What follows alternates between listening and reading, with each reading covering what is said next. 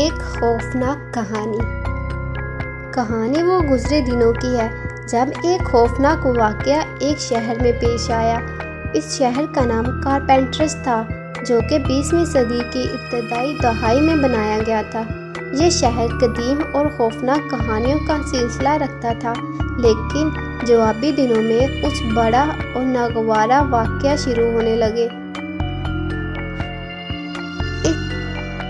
اس شہر کی قدیمی مسجد، جو کہ کارپینٹرس ول کا سب سے قدیم اور بڑی عمارت تھا، خبروں کے مطابق جوابی روز ایک خوفناک کی طرح طوفان آیا اور مسجد کو تباہ کر دیا۔ اس کے بعد سے ہر رات وہ مسجد خوابوں میں آتی اور کارپینٹرس ول کی زندگیوں کو خوفناک بنا دیتی۔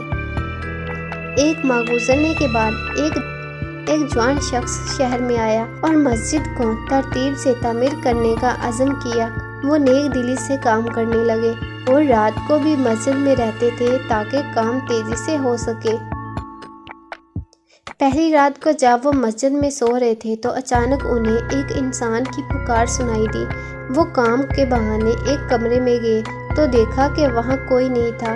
وہ چونک کر باہر نکلے تو شہریوں سے پوچھا کہ کوئی آیا تو نہیں، لیکن کسی نے بھی کچھ نہیں دیکھا۔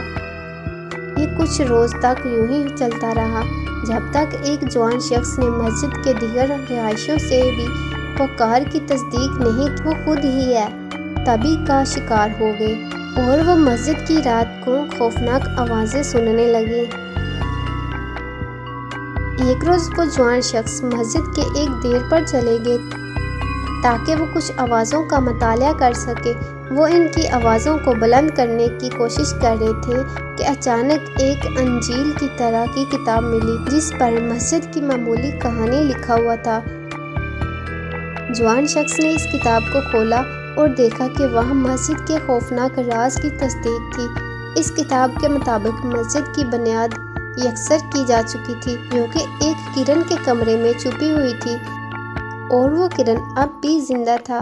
جوان شخص نے کمرے کی تلاش کی اور کرن کو پیدا کیا۔ کرن نے معمولی انسان کی شکل میں آ کر کہنے لگا کہ وہ اس مسجد کو ترتیب سے تعمیر کرانے کے لیے آئے تھے۔